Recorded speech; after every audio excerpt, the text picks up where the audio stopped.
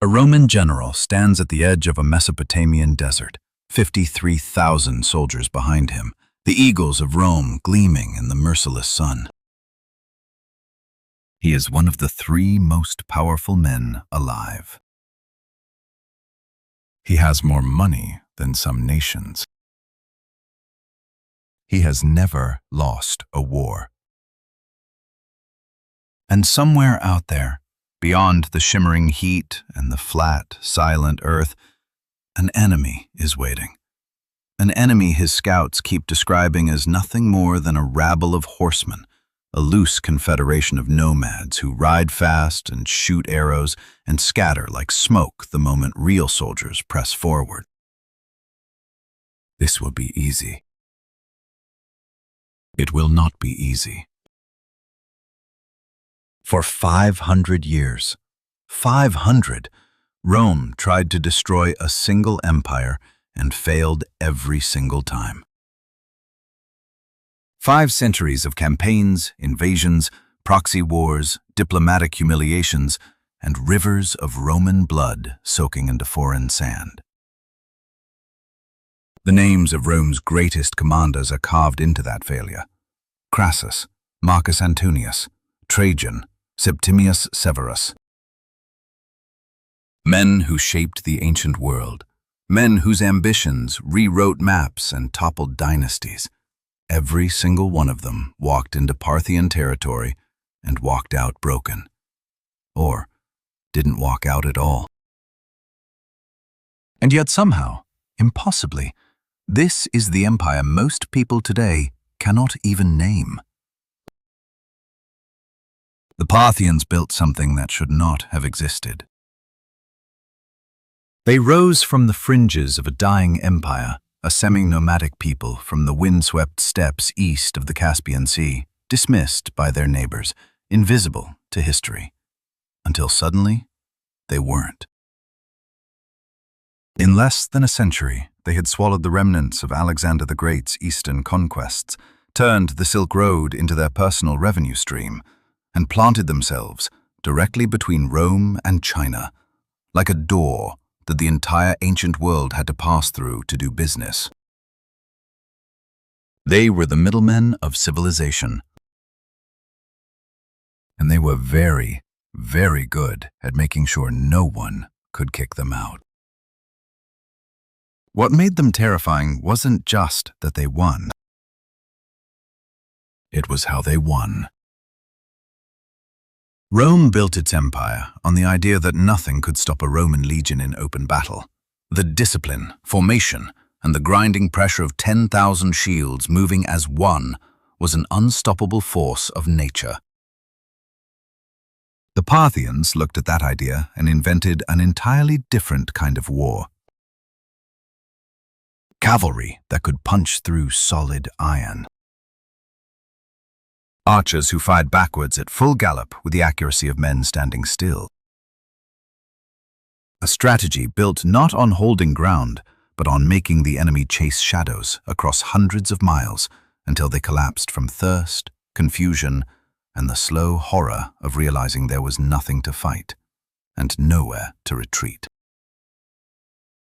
They didn't just defeat Rome. They made Rome look stupid. But this is not only a story about war. It is a story about an empire that history swallowed whole, a civilization that controlled the crossroads of the ancient world, that blended Greek philosophy with Persian tradition and Mesopotamian depth into something entirely its own, that endured for nearly 5 centuries and left almost no trace in the Western imagination. Somewhere between the glory of Rome on one side and the mystique of Persia on the other, the Parthians got erased. And the question of why, of who erased them and how, and what was lost when they disappeared, is the most unsettling part of this entire story. The year is 53 before the Common Era, and a Roman army, 53,000 men, is marching through the flat, burning expanse of northern Mesopotamia with the casual confidence of a civilization that has never seriously doubted its own invincibility. Their general, Marcus Licinius Crassus, is not worried. He is the wealthiest man in the Roman Republic, the financial backbone of both Julius Caesar's and Pompey's political machines, and the one member of Rome's ruling triumvirate who has not yet won a great military victory to put beside his name. Pompey had his eastern conquests. Caesar had Gaul bleeding at his feet. Crassus had money, and now, at 60 years old, he wanted something that money could not simply purchase. He wanted glory, a war he could win, a people he could conquer, and a triumph parade through Rome with his name carved into the sky. This was supposed to be his moment. What Crassus did not understand, what almost no Roman in that era understood, was that the Parthians had been studying Rome for decades. They had watched Roman campaigns in the East, catalogued the tactical doctrine, identified the load-bearing assumptions that held the whole military system together, and found exactly where it would crack. They knew that Roman armies expected a certain kind of battle, two sides advancing toward each other, shields locked, the grinding momentum of legionary formation doing its brutal and efficient work until one line broke. The Parthian commander waiting in that desert, known to history only by the title Serena, a title, not a name, which tells you something about how thoroughly these people have been erased from Western memory, was perhaps 30 years old. He commanded 10,000 cavalry, not infantry, not siege equipment, just cavalry. And he had already decided that the Romans were going to be the instruments of their own destruction. The trap was almost insultingly simple in its construction. Serena sent a small screening force forward to make first contact, just enough men to be seen, just enough pressure to convince Crassus to deploy into battle formation. Crassus, following every instinct his training had given him, spread his legions into a wide front and marched forward. And then the Parthians revealed what was waiting behind that thin screen of riders, and the battlefield changed in a way no Roman soldier present had words to describe. The cataphracts came forward, men and horses encased head to toe in overlapping steel scales, lances nearly 5 meters long, moving at the kind of velocity that makes the earth vibrate beneath your feet. This was not cavalry in the Roman sense, a supporting arm, mobile and useful but secondary to the infantry corps. This was a shock weapon of absolute brutality, purpose-built to punch through solid formations and make the physics of infantry warfare irrelevant. But the cataphracts were only half of what Serena had built. Behind the armored wall, Parthian horse archers, lighter, faster, able to fire accurately at distances Roman javelins could not reach, began circling the Roman formation like a current that could not be stopped, firing as they rode, never closing to sword range, never stopping. The Romans locked their shields overhead in the testudo formation and crouched underneath the storm of arrows hammering down on them, waiting for the Parthians to exhaust their supply. This was sound, tactical thinking based on every battle Rome had ever fought before. Archers run out of arrows. Archers have to pull back and resupply. It is a mathematical certainty. Except that Serena had organized a camel train behind his cavalry, carrying enough ammunition to sustain the barrage almost indefinitely. The tortoise was not shelter. It was a trap within a trap. A way to hold 53,000 men in place while the sun, the heat, and the psychological horror of being unable to fight back did the real killing. Here is what makes Carrhae more than a catastrophic battle and turns it into the opening statement of something much larger. Rome's typical response to disaster was reconstruction and return. Hannibal nearly broke the Republic at Cannae, and Rome came back and erased Carthage from the map. The Germanic tribes destroyed 3 full legions in the Teutoburg forest, and Rome returned, rebuilt, and stabilized the Rhine frontier within a generation.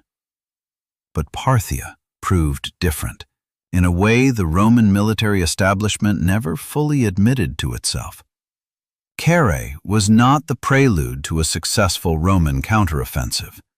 It was the first sentence of a stalemate that would last 500 years, outlasting dozens of Roman emperors, surviving regime changes and civil wars on both sides, persisting through every attempt at conquest any of Rome's greatest commanders would ever make. That desert swallowed more than soldiers and standards. It swallowed a certainty that Rome had carried into every war it had ever fought. Somewhere around 247 years before the Common Era, in a region so peripheral to the great powers of the ancient world that most of those powers couldn't have found it on a map, a man named Arsaces did something that history was not expecting. He led a small tribe of semi-nomadic people called the Parni across a border, defeated a local governor whose name barely survives in the historical record, and claimed a province called Parthia as his own. This was not, by any measurable standard of the time, an impressive event. Empires were built and shattered regularly across the ancient Near East. Warlords rose, grabbed territory, and collapsed within a generation with the regularity of seasons. Nobody in the great courts of the Seleucid Empire to the west, or the emerging kingdoms further east, looked at what Arsaces had done and felt any particular urgency about it. He was a footnote, a disturbance on the frontier, the kind of problem that resolves itself. They were catastrophically wrong about that assessment, and the miscalculation would eventually cost them everything. To understand how wrong they were, you need to understand what the world looked like in that moment.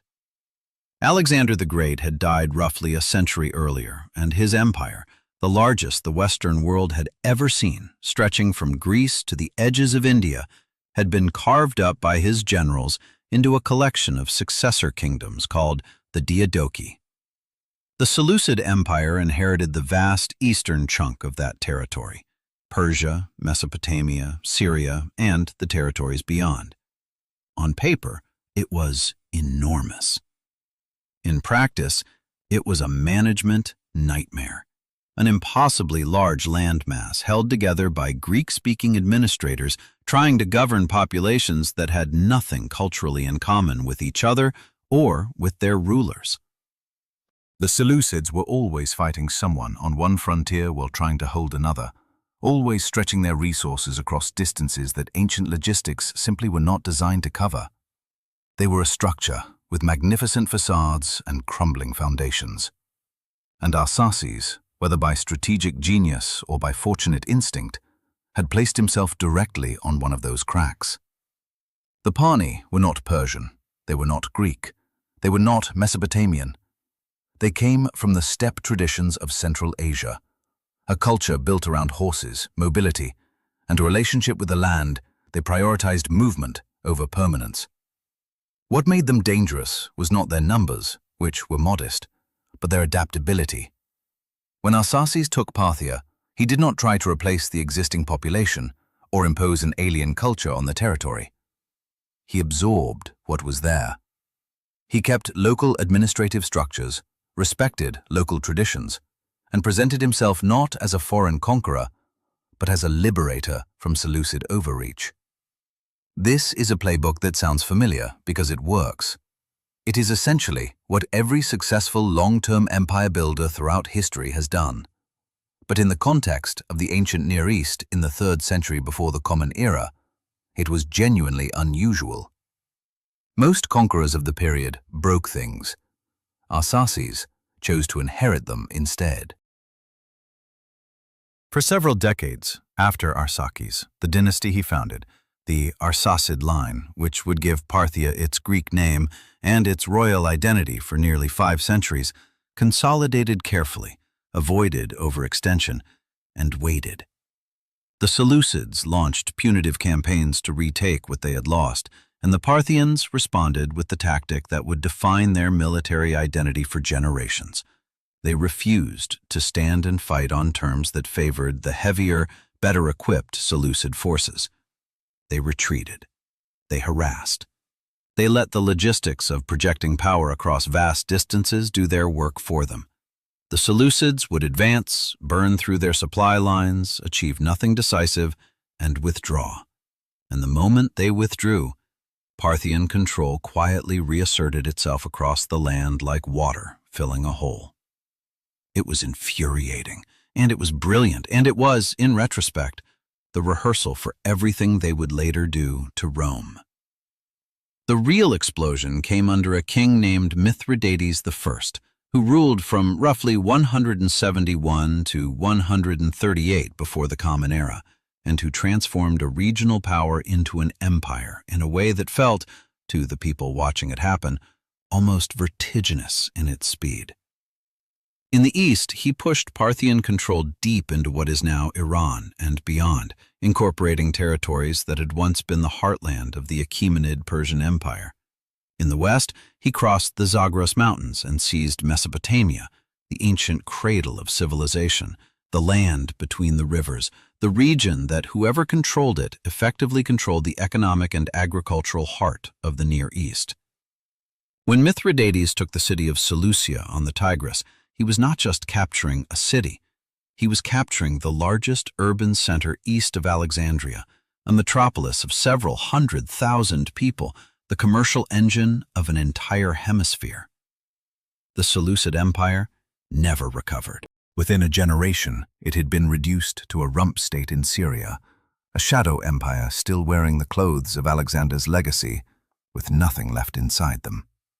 And here is the detail that changes how you see everything about the Parthian rise.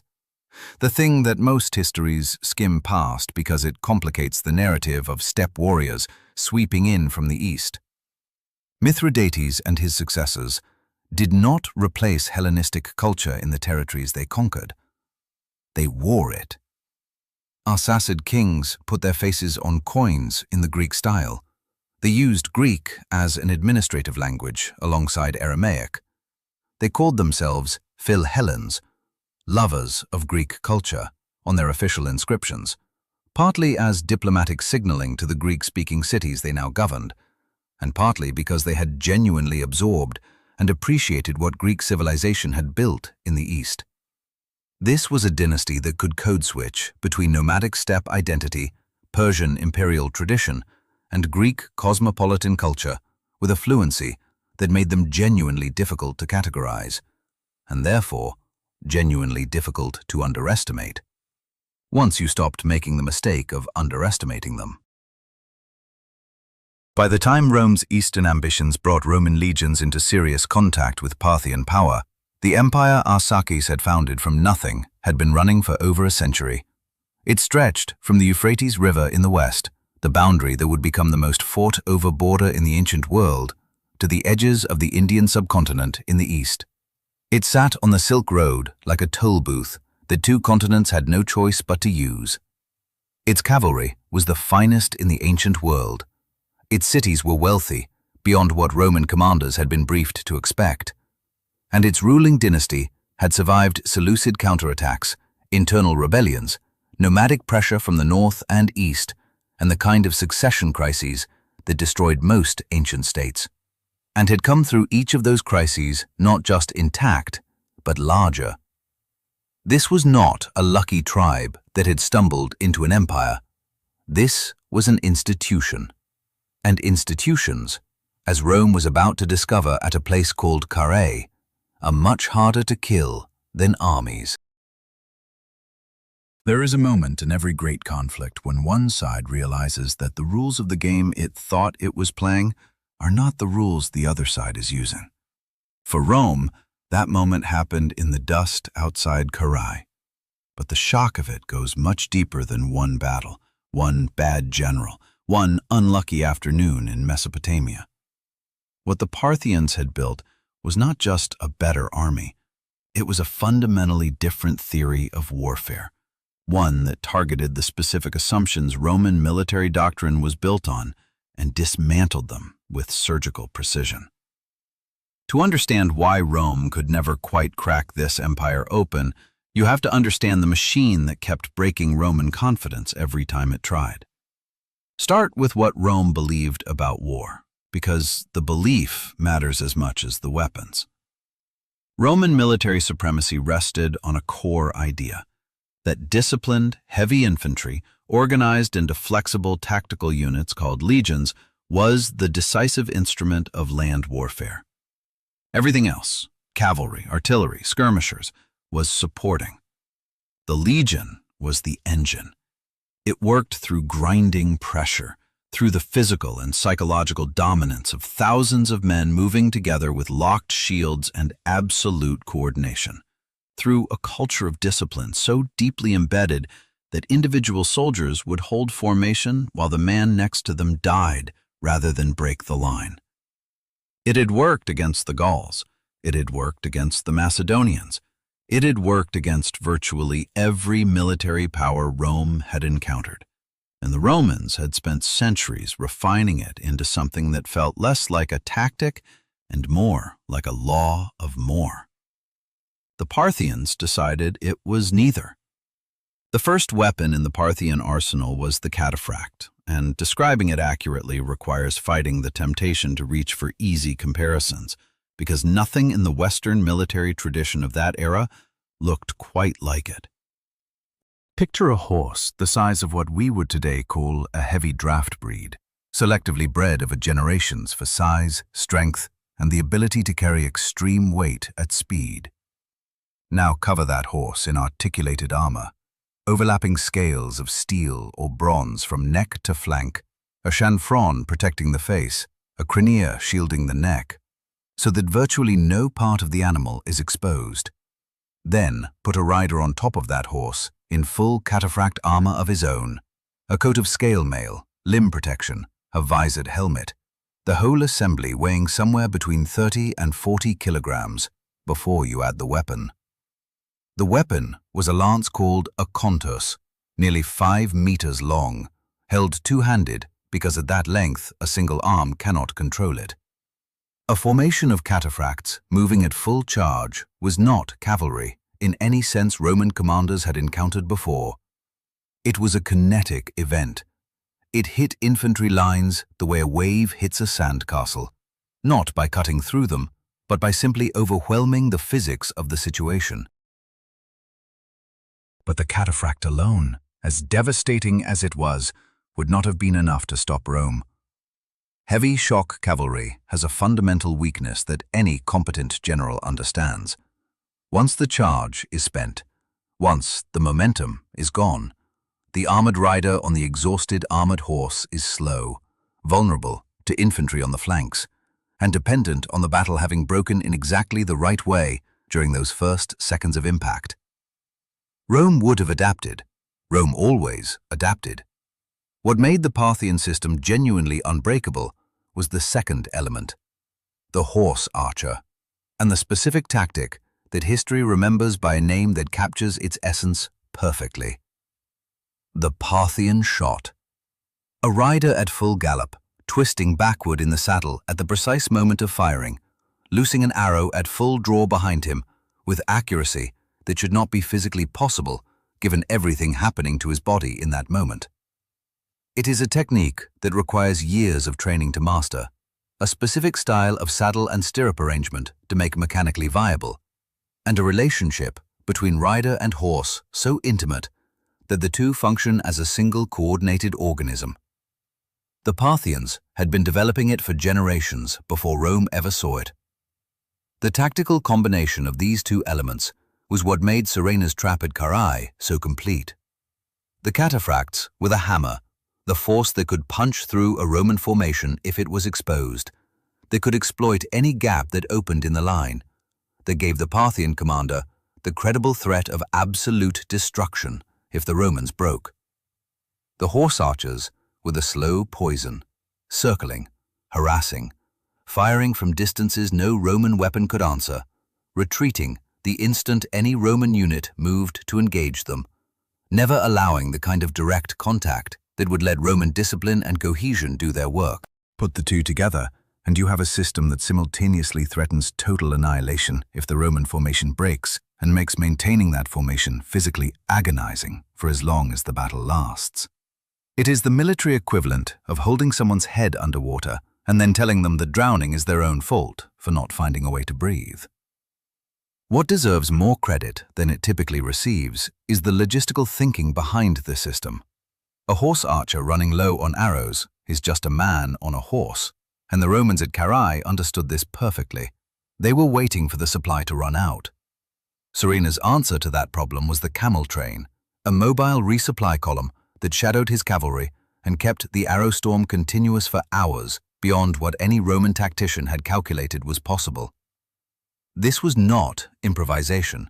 This was pre-planned operational logistics of a sophistication that sits comfortably alongside anything Rome's own quartermasters were doing in the same era.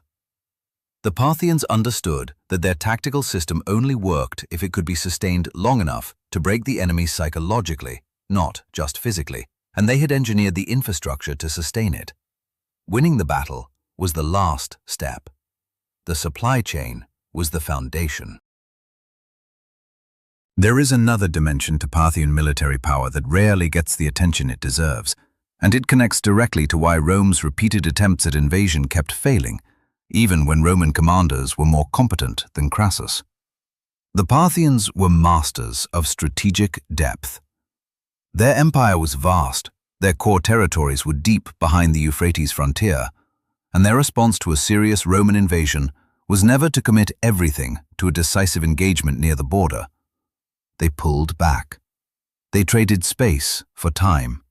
They let Roman supply lines stretch across hundreds of miles of hostile, waterless terrain, or their own cavalry harassed every foraging party, cut every courier line, and made the experience of advancing into Parthian territory feel less like a military campaign and more like walking into quicksand. The further a Roman army pushed east, the more isolated it became.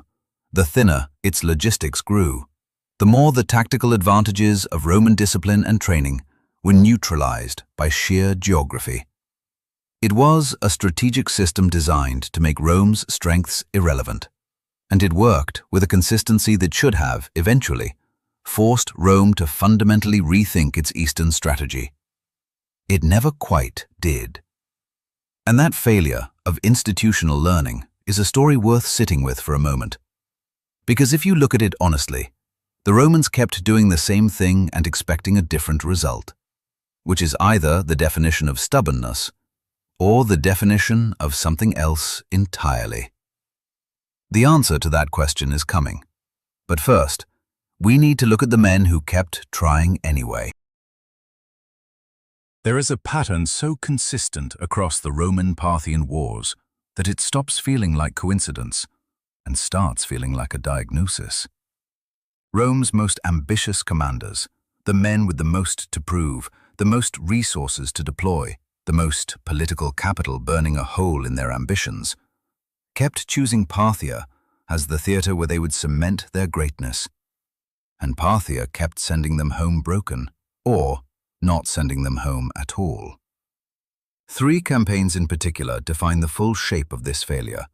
3 different eras, 3 different strategic approaches, 3 men who represented the absolute peak of Roman military and political power. The result was the same every time. And the reason why is more interesting than the disasters themselves. We have already stood at Carrhae with Crassus, watched his army disintegrate in the heat, watched his son's head arc over the Roman shields. But there is something about Crassus's campaign that deserves a second look, because the conventional narrative, rich man, bad general, deserved what he got, is too clean to be completely honest. Crassus was not a fool. He had commanded effectively during Spartacus's slave revolt a generation earlier, demonstrating the kind of operational competence that Rome's aristocratic military culture required to take a man seriously. His mistake at Carrhae was not stupidity. It was a specific, identifiable intelligence failure. He did not know what he was walking into. Roman understanding of Parthian military capabilities in 53 before the Common Era, was genuinely thin. There had been limited direct conflict, the available reports were second-hand, and the cultural assumption that no Eastern army could seriously threaten a full Roman force in open battle was so deeply embedded that even accurate information might not have been believed. Crassus was destroyed partly by Surena's genius and partly by an institutional blind spot that outlasted him by generations.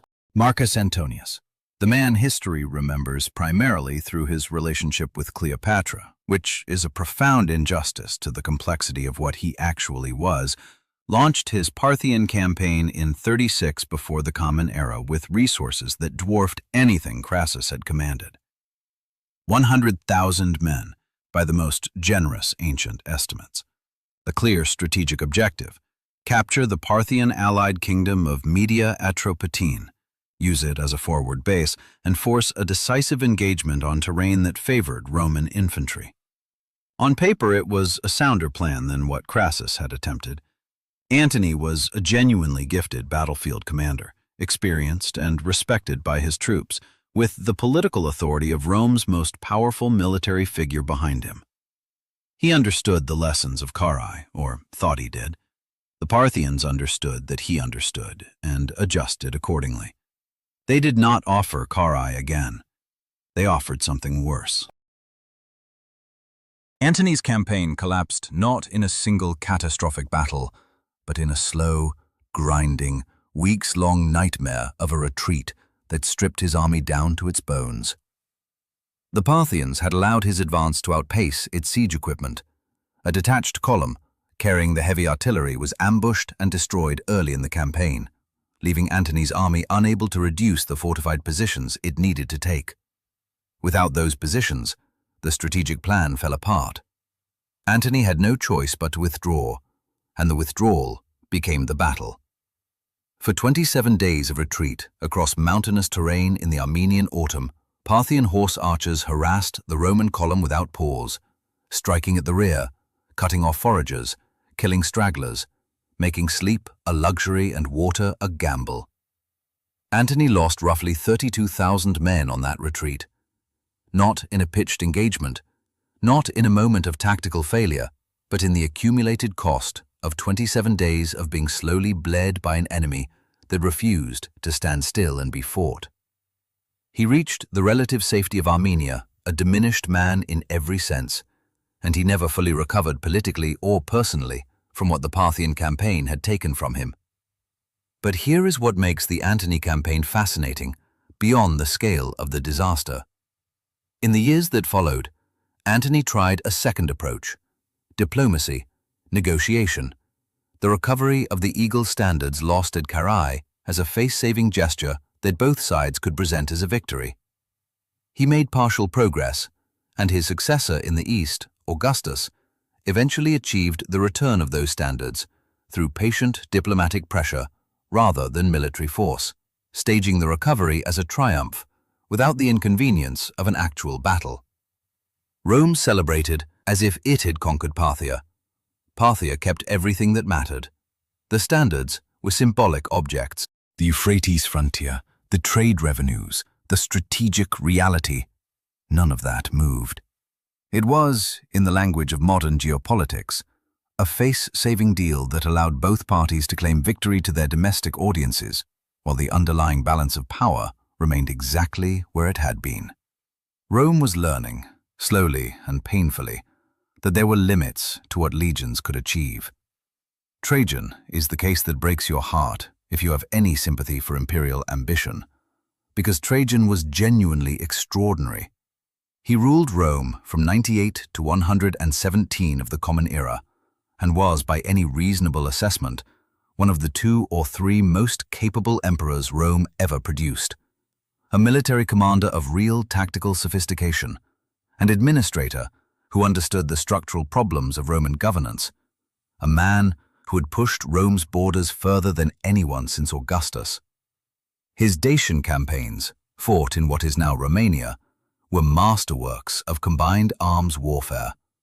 The column that bears his name in Rome still stands today, its spiral of carved reliefs documenting those campaigns in detail that lets you see exactly how his military mind worked. When Trajan turned east and launched his Parthian campaign in 114 of the Common Era, he did it with the full weight of Rome at its absolute imperial zenith behind him. He took Mesopotamia. He took the Parthian capital of Ctesiphon. He stood on the shore of the Persian Gulf and reportedly wept that he was too old to follow in Alexander's footsteps all the way to India. And then the whole thing came apart underneath him. While Trajan stood at the edge of the world feeling the weight of history, the territories he had just conquered rose in revolt behind him, simultaneously, coordinated. The Parthians had not defended their capital because they did not need to. They had let Trajan take it, knowing that holding territory this far from Rome's logistical base was an impossibility, knowing that every mile he advanced deepened the problem, knowing that the occupied population would do the work of resistance for them. Trajan spent his final campaign months suppressing revolts across Mesopotamia rather than consolidating a conquest that was already decomposing around him. He died in 117 before reaching Rome, and his successor Hadrian immediately abandoned every eastern gain he had made. The frontier snapped back to the Euphrates like a rubber band, exactly where it had been before the campaign, as if 100,000 Roman soldiers and 3 years of the empire's full military commitment had changed precisely nothing. Because they had. What connects these 3 catastrophes, beyond the obvious thread of Roman ambition colliding with Parthian resilience, is a specific failure of imagination that Rome never quite overcame. Each of these commanders approached Parthia as a problem to be solved by applying enough Roman force in the right configuration. Crassus needed better intelligence and better cavalry support. Antony needed his siege train intact and his logistics secured. Trajan needed a way to hold territory he could take but could not keep. These are real tactical and operational lessons, and Rome absorbed some of them between campaigns. But the deeper strategic reality that Parthia's geography, military doctrine, and institutional resilience made it fundamentally unconquerable by the methods Rome had available was a conclusion Rome's political culture made it almost impossible to reach. Admitting that an enemy could not be defeated was not something the Roman self-image had language for. And so Rome kept trying, generation after generation, spending blood and treasure on a problem that was not a problem to be solved, but a condition to be managed. The Parthians understood this distinction from the beginning. It was, perhaps, their greatest strategic advantage of all. Here is something that almost never makes it into the popular telling of this story. At the same moment that Roman legions were bleeding into Mesopotamian sand, trying to crack open the Parthian frontier, the city of Ctesiphon, the Parthian winter capital on the banks of the Tigris River, was one of the largest and most cosmopolitan urban centers on the planet. It sat at the intersection of trade routes that connected the Mediterranean world to China, India, and Central Asia, and it hummed with a kind of commercial and cultural energy that only accumulates in places where the whole world has to pass through to do business.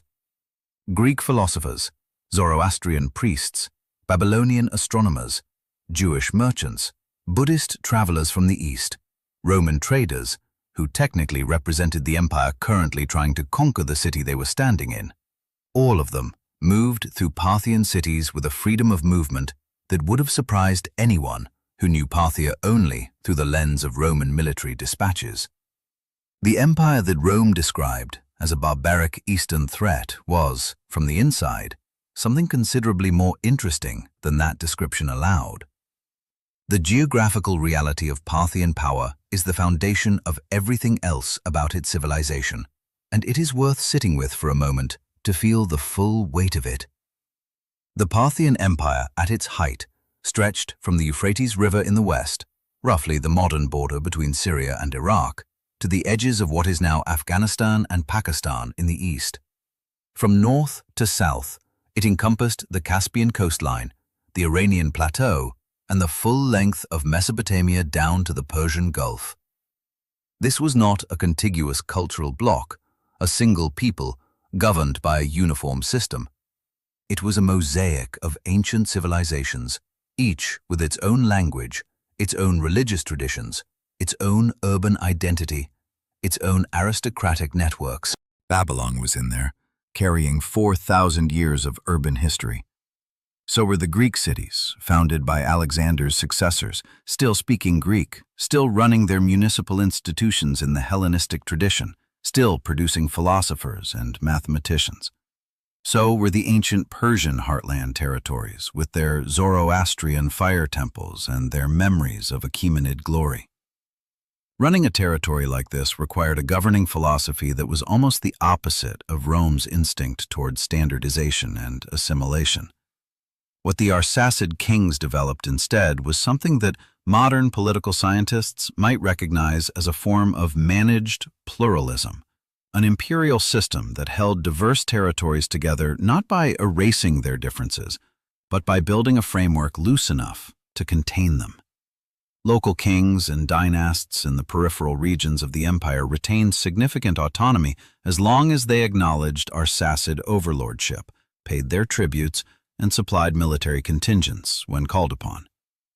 The Arsacid court itself was not a centralized bureaucracy on the Roman or Chinese model, but rather a coalition of great noble families, the so-called Parthian megastanes, the great men, whose cooperation the king needed and whose power he had to perpetually manage and balance. This made Parthian governance look unstable from the outside, prone to succession crises and internal conflicts, which it genuinely was, but it also made it extraordinarily resilient in a specific way. When a Roman invasion swept through and captured the capital, there was no single administrative nerve center whose destruction could collapse the whole system. The empire simply reorganized around the invaders and waited for the logistical reality to force them back. The Silk Road was the circulatory system of this empire, and understanding it changes how you see Parthian strategic priorities entirely. The overland trade routes connecting China to the Mediterranean passed through Parthian territory for their entire central length, and the Arsacid state taxed that transit with the thoroughness of an institution that understood exactly what it was sitting on. Silk, spices, precious stones, glass, horses, and hundreds of other commodities moved through Parthian customs posts in both directions, generating revenues that funded the cataphract cavalry, the royal court, the urban infrastructure, and the diplomatic machinery that kept the empire's complex coalition of subordinate rulers in line. The Parthians did not merely benefit from the Silk Road as passive geography. They actively managed it, maintained the road infrastructure across their territory, provided security for merchant caravans, and used their position as the unavoidable middleman between East and West as a source of both wealth and geopolitical leverage. When Roman demand for Chinese silk grew so intense that Roman senators started passing sumptuary laws trying to limit its consumption, partly on moral grounds about luxury, mostly because the silver flowing east to pay for it was draining the Roman economy, the Parthians were collecting a percentage of every bolt of fabric that crossed their territory. The enemy Rome spent centuries trying to conquer was also, simultaneously, the trading partner Rome could not afford to cut off. The cultural life of Parthian cities reflected this position between worlds in ways that are genuinely startling when you look at the archaeological record. The site of Nisa, the ancient Parthian capital in what is now Turkmenistan, has yielded ivory drinking vessels called rhytons, carved in a style that fuses Greek mythological imagery with Parthian artistic traditions so seamlessly that scholars spent decades arguing about how to categorize them. At Dura Europos, a frontier city that passed between Roman and Parthian control multiple times, excavations uncovered a synagogue with elaborate wall paintings, a Christian house church among the earliest archaeologically attested anywhere, a Mithraic temple, and a temple to the Greek gods, all within a few city blocks of each other, all in active use simultaneously. This was not the monoculture of an empire imposing its identity on conquered peoples. This was something rarer and in many ways more sophisticated. A civilization comfortable enough in its own skin to contain multitudes without resolving them into uniformity. Parthian artistic identity, when it did express something distinctly its own rather than Greek or Persian borrowings, had a quality that art historians find genuinely difficult to fit into conventional categories. Parthian sculpture and relief carving developed a frontality, a tendency to present figures facing directly outward toward the viewer, rather than in the three-quarter profile or dynamic movement that Greek artistic conventions favored, that feels almost confrontational in its directness. Figures stand still, gaze outward, assert their presence without narrative action or dramatic gesture.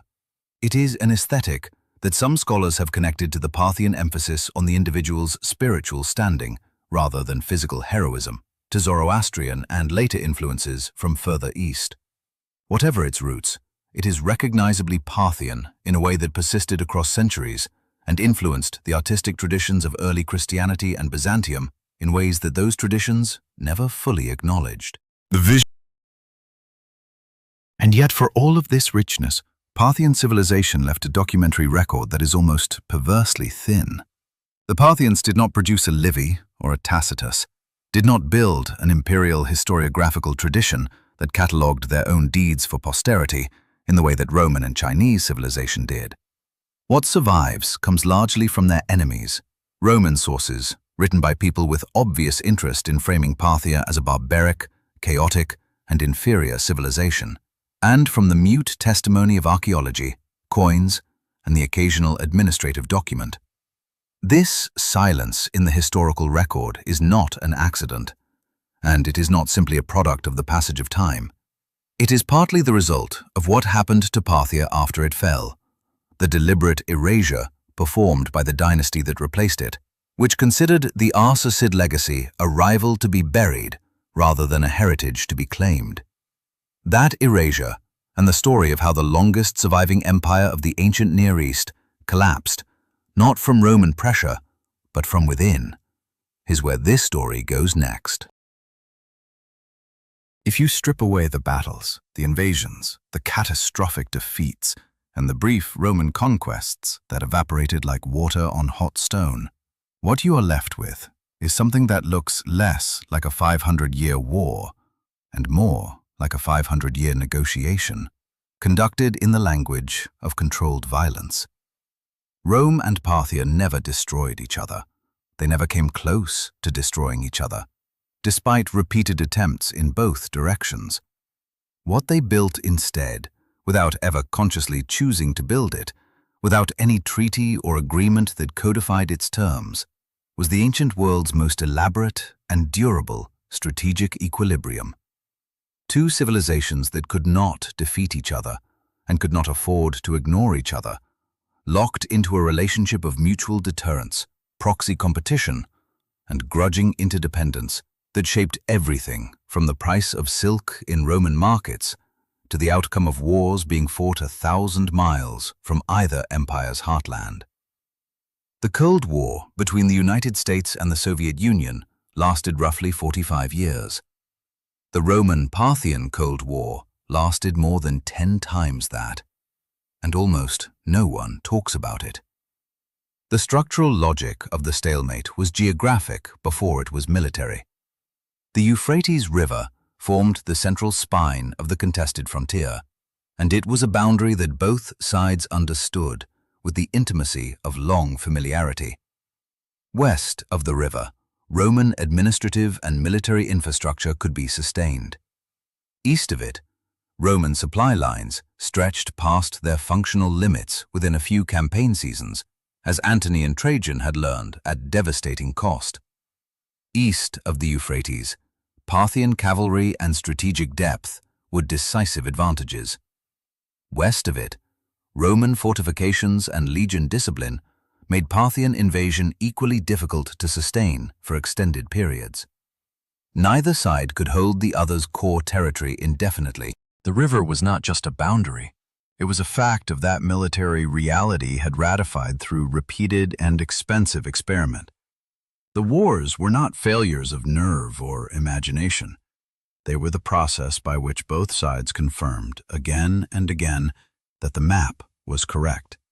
What filled the space between the open wars was a system of proxy competition so sophisticated that it reads, in the historical sources, almost like a board game being played by two players who have memorized every opening, but can never find the decisive move. Armenia was the primary battlefield of this shadow war, and its geography explains why. Sitting at the junction between Roman Anatolia and the Parthian plateau, Armenia was simultaneously a buffer state, a potential invasion corridor, and a prestige prize whose alignment with one empire or the other sent a signal about relative power that both sides took seriously. For centuries, the control of Armenia was negotiated through a combination of dynastic marriages, military pressure, bribery of Armenian noble factions, and occasional direct intervention.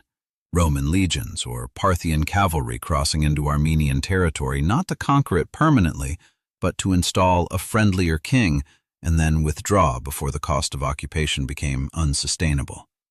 Armenia changed hands, in the sense of whose client king sat on its throne, so many times across the Parthian period that tracking the sequence requires a dedicated chart.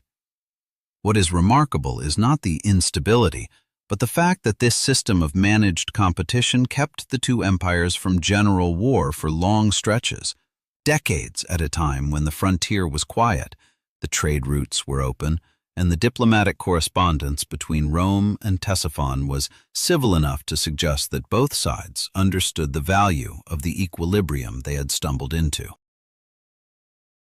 The diplomatic machinery that sustained this equilibrium was more developed than Roman sources tend to acknowledge, partly because Roman historians preferred to frame every interaction with Parthia as either a Roman triumph or a Roman grievance, rather than as a negotiation between equals. But the physical evidence tells a different story. Parthian embassies appeared in Rome with regularity across the imperial period, received with the ceremony due to a great power. Roman embassies traveled east to Ctesiphon. Hostage exchanges, a standard ancient diplomatic instrument for guaranteeing treaty compliance, moved young Parthian princes to Rome and Roman aristocrats to Parthia, where they lived as honored guests and inadvertently became vectors of cultural exchange. There is a record of a Parthian prince raised partly in Rome who brought back a taste for Roman architecture and Roman bathing culture to the Parthian court, a detail that sounds trivial until you realize it is a small example of the constant, low-level civilizational osmosis that was happening across the frontier even during periods of nominal hostility. These two empires were porous to each other in ways that neither propaganda tradition wanted to admit. The economic interdependence was, in some ways, the most powerful stabilizing force of all, and it operated mostly below the level of official acknowledgement. Roman merchants needed Parthian cooperation to access the Silk Road. Parthian revenues depended on the volume of Roman commercial activity moving through their territory. The moment genuine sustained warfare disrupted the trade routes, both economies felt it. Roman merchants complained to the Senate, Parthian customs revenues dropped, and the practical men on both sides who made their livings from the flow of goods across the frontier became a quiet lobby for stability. This is not a dynamic that ancient sources discuss explicitly, because ancient sources are written by aristocrats and soldiers whose worldview does not center commercial interest as a driver of foreign policy. But the pattern is visible in the timing of wars and truces, in the speed with which trade resumed after military episodes concluded, in the persistent survival of commercial communities in frontier cities that changed political hands repeatedly without ceasing to function as markets. The money was working for peace even when the armies were working against it. There were moments in this long equilibrium that cracked open into something approaching genuine existential threat. Moments when the managed competition threatened to spiral into the kind of total war that neither side could survive intact. The reign of the Parthian king Mithridates II, who ruled from roughly 123 to 88 before the Common Era, and who is sometimes called the Great, for reasons that will become clear, represented one of those moments of potential rupture. Under Mithridates II, Parthia pushed its Western power to its maximum extent, established formal diplomatic contact with Rome for the first time. The meeting between his ambassador and the Roman general Sulla is the first recorded direct diplomatic encounter between the two empires, and projected an authority so formidable that Rome had to take seriously, for the first time, the possibility that Parthia might be an expansionary threat rather than a stable, if irritating, neighbor. The system held, barely, through a combination of Roman preoccupation with its own civil conflicts and Parthian strategic restraint that chose consolidation over overextension. But the near miss reveals how contingent the equilibrium always was, dependent on both sides having enough problems elsewhere to make escalation unattractive. What ultimately destabilized the 5-century stalemate was not Rome and not Parthia, but the internal contradictions that the Parthian system of managed pluralism had always contained and never fully resolved. The great noble families, whose cooperation the Arsacid kings required for governance, were also the permanent source of succession disputes, factional civil wars, and the kind of institutional rot that accumulates when power is distributed too widely to be effectively centralized. By the early 3rd century of the Common Era, the Arsacid dynasty was governing an empire that had survived Crassus and Antony and Trajan, but was being consumed from within by a nobility that had grown too powerful to be managed and not powerful enough to replace the dynasty cleanly. Into that internal crisis stepped a family from the Persian province of Fars, the Sasanians, who presented themselves not as rebels against the Arsacid order, but as restorers of the ancient Persian glory that the Arsacids, with their cosmopolitan pluralism and their Greek affectations, had allegedly betrayed. They moved fast, they were ruthless, and they understood, with the clarity of outsiders who had watched the system carefully, exactly where the structure was hollow. The empire that Rome had spent 500 years trying to break was about to be broken, but not by Rome. And what came after was, in certain specific and important ways, considerably more dangerous. The Parthian Empire did not end the way great empires are supposed to end. There was no single catastrophic battle, no sack of the capital by a foreign conqueror, no moment of external destruction that a historian can point to and say, "Here, this is where it stopped." What happened was more intimate and more brutal than that. In 224 of the Common Era, a Persian noble named Ardashir from the province of Fars defeated the last Arsacid king, Artabanus V, in a battle whose location is still debated by scholars. Ardashir then did something that goes beyond military victory, into a different category of act entirely. He systematically hunted down every member of the Arsacid royal family he could find and killed them.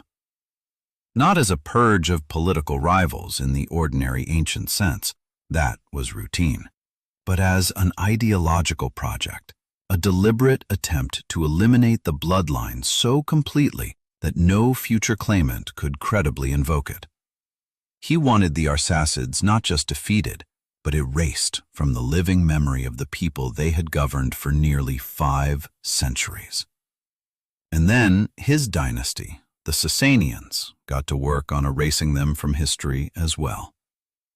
The Sasanian project of historical revision was thorough in a way that only a regime with genuine ideological motivation can manage.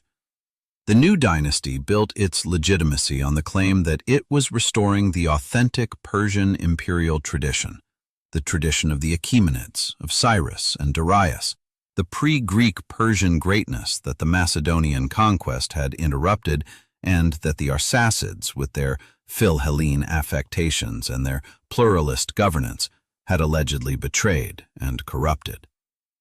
In this narrative, the nearly 5 centuries of Arsacid rule were not a chapter of Persian history to be acknowledged and built upon. They were a parenthesis, an embarrassing detour, a period of foreign-influenced weakness that the Sasanians were heroically ending. Sasanian court culture, accordingly, produced almost no historical literature that treated the Parthian period seriously. The king's lists they created compressed or distorted the Arsacid centuries. The artistic programs commissioned for Sasanian rock reliefs and palace decorations jumped straight from Achaemenid precedents to Sasanian achievement, skipping the intervening half-millennium as cleanly as if it had not occurred. It was, by any honest assessment, one of the most successful acts of deliberate historical suppression in the ancient world.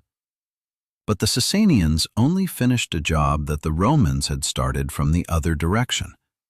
Roman sources, which are for obvious reasons the primary written record available to Western scholars studying this period, describe Parthia through the lens of an adversary that Rome spent centuries trying to defeat, frame, and diminish. Parthian kings in Roman accounts are routinely described as weak, despotic, corrupted by luxury, ruling over a population too servile to resist them and too barbaric to be worthy of serious cultural respect. The military genius of Carrhae gets attributed to luck, terrain, and the specific incompetence of Crassus, rather than to Parthian strategic brilliance. The cultural sophistication of Ctesiphon and Nysa and Dura Europus barely registers in the literary record, because acknowledging that the enemy was civilized in its own right would have complicated the narrative of Roman civilizational superiority that Roman historical writing was largely in the business of constructing and maintaining. Two of history's most prolific documentary traditions, Roman and Sasanian, both had powerful reasons to minimize Parthian achievement, and both acted on those reasons with the thoroughness that only institutional motivation produces. The result, 1,500 years later, is an asymmetry in popular historical consciousness so extreme that it borders on the absurd when you actually measure it. Ask a reasonably educated person to name the empires of the ancient world, and you will get Rome, Greece, Egypt, Persia, maybe Babylon, possibly Assyria. Parthia almost never appears on that list, despite the fact that it was Rome's primary geopolitical rival for longer than the entire span of United States history, despite the fact that it controlled the central axis of the ancient world's most important trade network, despite the fact that its military innovations changed the trajectory of cavalry warfare for the next 1,000 years. The Parthians have been edited out of the popular imagination with a completeness that their enemies could only have dreamed of achieving militarily. It is, when you sit with it, a remarkable post-mortem victory for the forces that wanted them forgotten. And yet, the traces are there for anyone willing to look past the erasure. The cataphract cavalry that Serena deployed at Carrhae became the template for the heavy armored horse that dominated medieval warfare across Eurasia, the direct ancestor of the Byzantine cataphract, the Sassanid savarin, and eventually the armored knight of medieval Europe. The Parthian shot, that backward-firing technique of the mounted archer, embedded itself so deeply in the martial traditions of the steppe peoples who learned it from or alongside the Parthians that it shaped the tactics of every major cavalry power from the Huns to the Mongols. The visual language of Parthian art, that frontal gaze, that spiritualized stillness, flows directly into the iconographic tradition of early Christian art, and from there into the entire visual vocabulary of Byzantine and medieval religious imagery. Every time you look at a medieval icon, at a mosaic Christ staring directly outward from a church wall, you are looking at an aesthetic that passed through Parthian hands before it reached Christian ones. The influence is real, it is traceable, and it is almost never credited. There is a specific Parthian legacy that deserves to be named directly because it sits at the foundation of something that shapes modern geopolitics in ways that are still unresolved.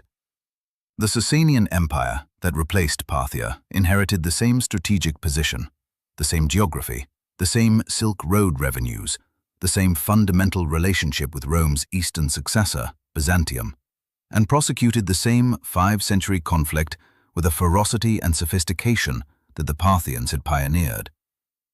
The Roman-Persian conflict, which most Western histories treat as beginning fresh with the Sasanians, was actually a continuation of the equilibrium and the tensions that the Parthians had established. The Sasanians were better at the ideological war, better at projecting a coherent state identity, better at building institutions that recorded their own history, but the strategic reality they were navigating had been shaped by 400 years of Arsacid precedent that they officially denied, but practically inherited. The history of the Middle East as a contested space between great powers to the west and great powers rooted in the Iranian plateau did not begin with the Sasanians. It began with Arsaces, in a province no one was watching, in 247 before the Common Era. So here is the question that this entire story has been building toward, and it is not a comfortable one. We tell history through its documents and its monuments, through what survives and what was preserved, and we unconsciously treat what was preserved as equivalent to what mattered. The Parthians left few documents, and their monuments were either destroyed or absorbed into successor traditions that refused to acknowledge the source. Does that mean they mattered less? Does 5 centuries of successful resistance to the most powerful military state in Western history count for nothing because the people who did it did not write their own chronicle? Does the fact that their art shaped medieval Christianity, their cavalry doctrine shaped medieval warfare, and their strategic position shaped the history of the Middle East for 2,000 years become invisible because their enemies controlled the narrative? The uncomfortable answer is, yes, apparently it does. And what that tells us is not really about the Parthians at all. It tells us about the stories we choose to keep, about who gets to decide which empires were real and which ones were footnotes, about the violence that is done not with swords, but with silence. The Parthians held the line against Rome for 500 years. It took historians considerably less time to make them disappear. That should unsettle you, because the same thing is being done right now, in real time, to stories that someone has decided you do not need to know.